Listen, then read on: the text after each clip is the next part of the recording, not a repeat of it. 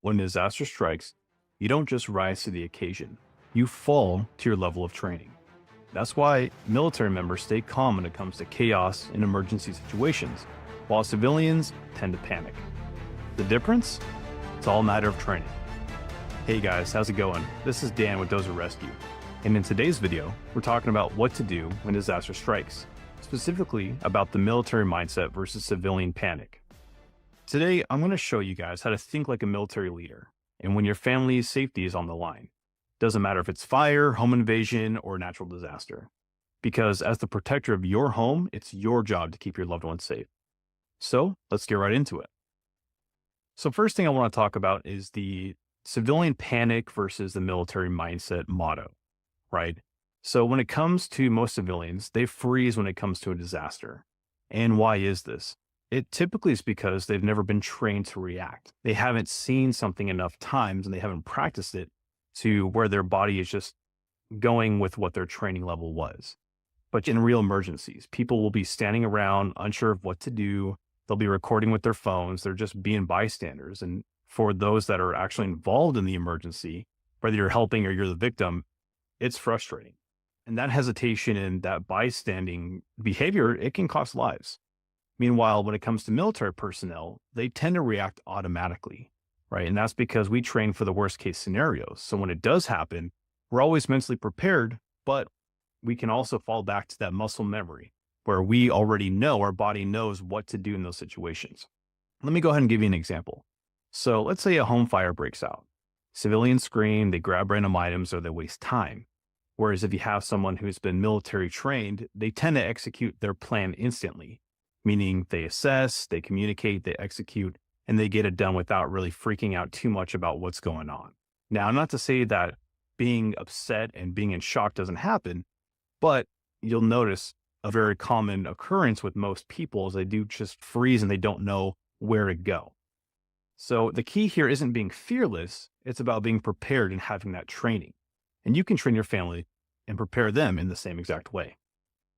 So the second step I want to talk about is you want to prepare your family almost like it's a military unit. If you guys know anything about the military units and different kinds of specialized operating groups, they don't wing it. They train, they rehearse, they execute, they practice. And your family needs to be the same way. They need to develop that same mindset. We want to do things like assigning roles. Who's going to grab the kids? Who's going to call 911? Where are we going to meet outside? These are all things that, as the leader of your family, you need to assess and you need to create that plan. And not only that, but you need to have a simple and repeatable plan. Regardless of the disaster, you have a fire, a home invasion, any kind of natural disaster, they're all different threats and they all need different plans. But it's your job as that leader to create those plans and make sure that your family is practicing them and drilling them so that there's no hesitation. Everyone should be on the same playing field and they should all be aware of what's going on in case one of these situations happen. And then, of course, you want to actually, again, when you're practicing them, you want to make them realistic. When it comes to the military in specific, when we're doing training, we do it under stress. And so when you're doing it under stress and you're doing it under situations that are just really difficult to do, those actions become second nature.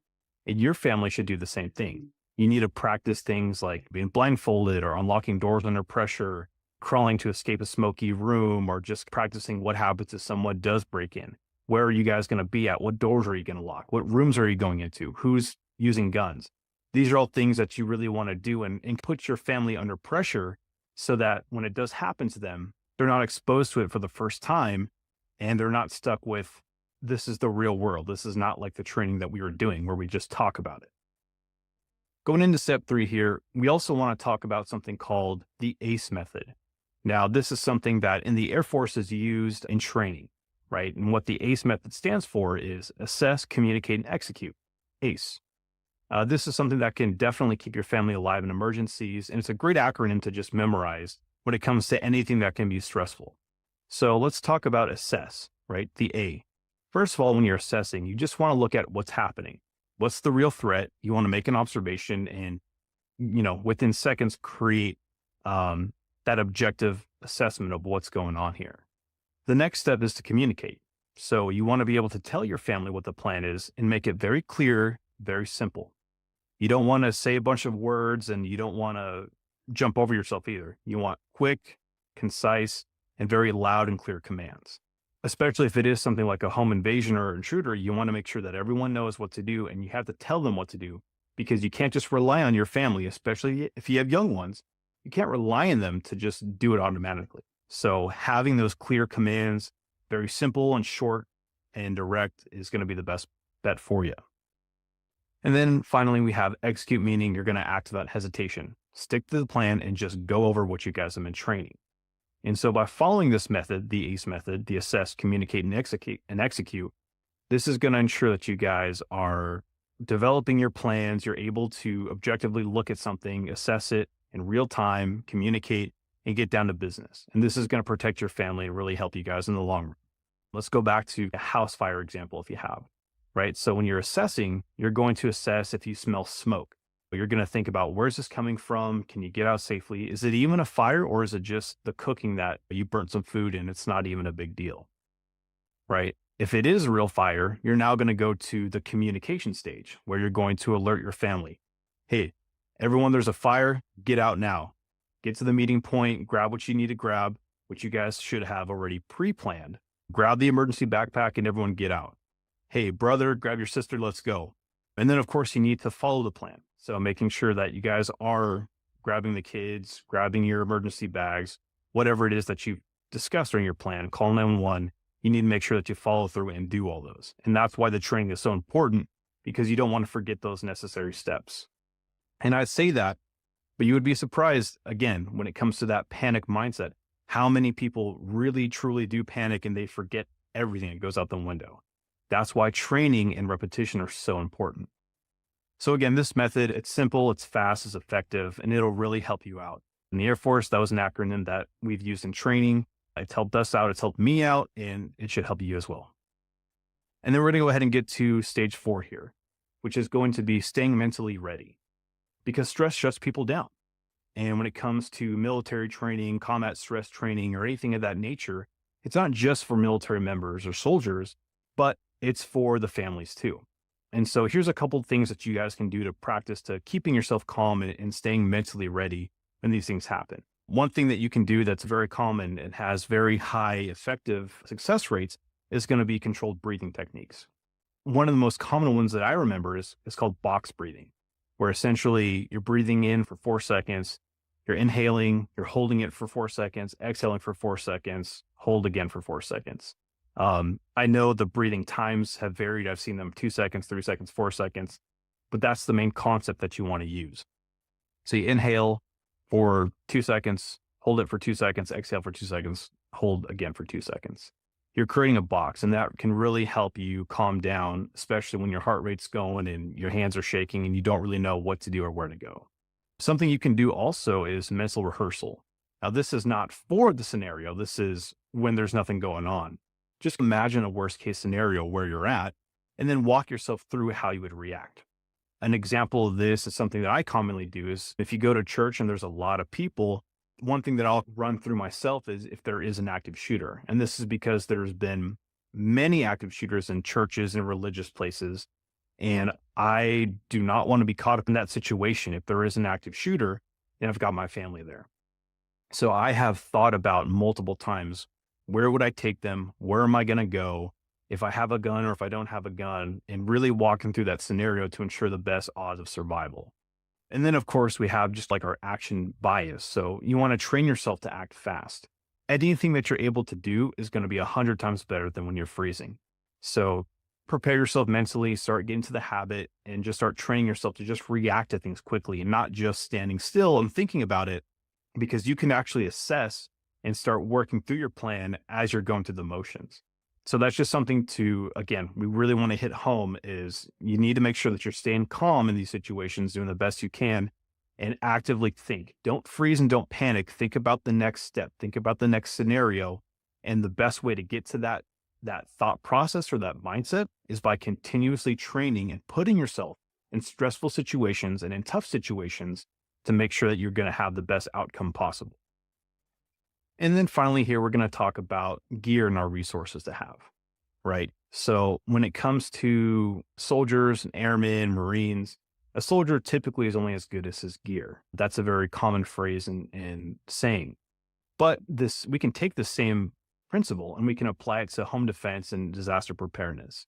Some things that you really want to have for your home is making sure that you have things like fire extinguishers. Make sure that not only are they serviceable and they're in good condition, but they're easily accessible and they're in some main rooms where fires are bound to happen. Things like kitchen, garage, near a water heater, bedrooms, things like that. We also want to look at first aid kits. Is it stocked? Is it accessible? Do you know how to use the equipment? Is anything expired? Is there things that maybe you need to take out or add in? Those are things to consider as well. And then we have just general emergency bags. Have you taken the time to prepare yourself an emergency bag?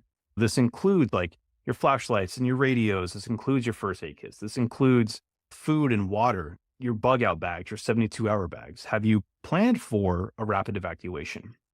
If you haven't, I offer some videos for you, which are great resources. You can check out my link down below, and I have plenty of videos there. I also, if you're interested, I have a free checklist for you. You go down to the description, and I actually give you the top 10 emergency preparedness items that you can need to set your family up for success. Again, those are all down in the description. And then we have home security systems, right? So do you have cameras? Do you have alarms? Do you have reinforced doors or locks? Do you have firearms? Do you have trainings? Have you thought about choke points? Have you thought about tunnels? Have you thought about all these different things, how you can better protect yourself in the event of a home invasion? And then other additional equipment that you can consider is things like, do you have flashlights that are durable and that can last a long time?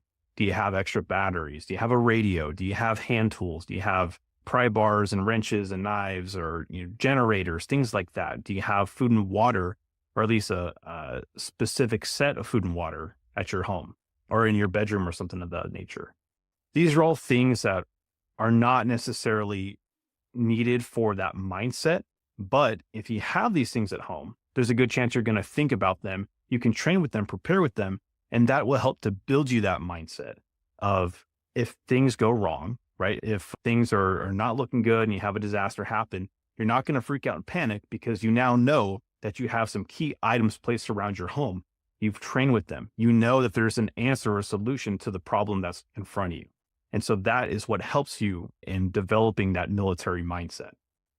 And again, you can go and check the link in the description for that checklist if you like it, those top 10 items. And then if you also need some help in creating your own emergency bags or your medical kits. Most people don't prepare because they think it's not going to happen to me. They have this mindset. And that is exactly when it does happen, because it's too late to train and it does happen to you. You need to have the mindset of, it will happen to me, and this is how I'm going to prepare for it and train for it so that it doesn't get out of control. Remember, your family is like your military unit, and you got to train them like one. Now, I'm not saying you have to go very strict, but you do want to make sure that your family, especially your young ones, have practiced and trained on your evacuation plans, your home invasion plans. You need to make sure that they've practiced this and rehearsed this and make it a little stressful on them. Because I'm telling you, when things really get bad and there is a disaster that happens, you don't want them freaking out. And if they've only been talked about it, they're going to end up freezing. So you have to practice like you play. If you found this video helpful, go ahead and subscribe and consider supporting the channel. And let me know down in the comments, what is your biggest disaster prep concern? We want to talk about it, and I'm here to offer any suggestions or advice that I can. So remember, stay safe, stay prepared, and stay tactical. Until next time, I'll see you guys in the next video. Take care and God bless you.